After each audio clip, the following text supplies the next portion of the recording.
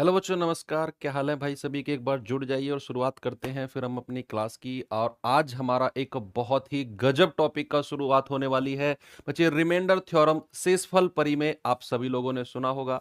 तो एक बहुत ही डीप वे में हर तरह के सवाल, हर तरह के कॉन्सेप्ट को हम लोग करेंगे। कॉन्सेप्ट के माध्यम से भी, सवालों के माध्यम से भी और प्रीवियस ईयर क्वेश्चंस के माध्यम से भी। ये टॉपिक आज और कल 2 दिन में चलाऊंगा। प्रीवियस ईयर क्वेश्चंस कल करेंगे हम। तो आज कॉन्सेप्ट सीखेंगे और बहुत ही मतलब एक अच्छे तरीके से चीज़ों को हम क्लियर करेंगे। कोई जल्दबाजी नहीं है, आराम आराम से चीज़ें हम सीख रहे हैं। और उसी तरीके से आप इसे एक फाउंडेशन बैच भी सोच सकते हो। तो क्या हाल चाल है सभी के? एक बार जुड़ जाइए। नमस्ते नमस्ते नमस्ते।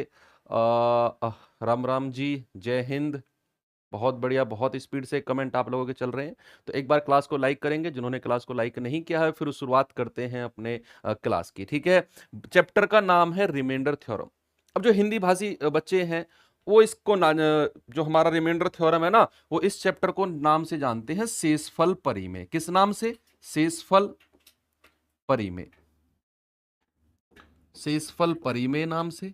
इंग्लिश वाले इसको रिमाइंडर थ्योरम, रिमाइंडर थ्योरम। ठीक है, थंबनेल में भी आपने देख लिया होगा।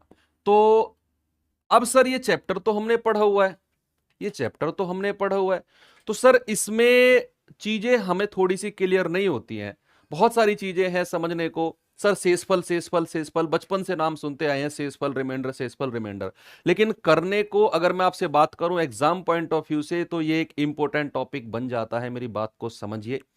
बहुत अच्छा क्वेश्चन इसमें से बनने के चांसेस होते हैं। और बहुत ज्यादा चांसेस होते हैं कि अगर नंबर सिस्टम से सवाल बन रहा है तो शेषफल परिमेय, रिमाइंडर थ्योरम से सवाल बने। पहली बात। दूसरी बात, ये जो टॉपिक्स है ना, रिमाइंडर थ्योरम हो गया, नंबर ऑफ जीरोस हो गया, आपका डिविजिबिलिटी हो गया, नंबर ऑफ फैक्टर्स हो गए, चैप्टर्स ऐसे हैं भाई। जो यूनिट डिजिट हो गया, जो हमारे चैप्टर्स ही नहीं, ये मान लो पूरे गणित के चाबी है, ये की है, जो हम हर सवाल में कोई ना कोई सा चैप्टर उठाकर लगा देते हैं।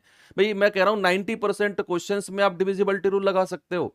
जी हाँ, पूरे गणित के 90% सवाल में डिविजिबिलिटी रूल लग जाएगा। इकाई अंक लग जाता है हर सवाल में। और आपने एक चैप्टर का नाम सुना होगा, सम ऑफ डिजिट वाला, है ना? सम ऑफ डिजिट कहां से आया था? वो इकाई अंक से ही उत्पत्ति हुई है उसकी भाई, है ना? तो चीजें बहुत आसान बनती हैं अगर आप उनको सिस्टमेटिक तरीके से पढ़ो। आप एक चैप्टर की तरह पढ़ोगे, एक काम निपटाना है उसकी तरह पढ़ोगे, तो हमेशा आपको परेशानी देखने होगी। इंटरेस्ट के साथ भाई, मैथ एक ऐसा सब्जेक्ट है जिसको आपने ना इंटरेस्ट के साथ पढ़ना चाहिए। आपको इंटरेस्ट आ रहा है ना, अगर एक बार आपको मैथ में इंटरेस्ट डेवलप हो गया,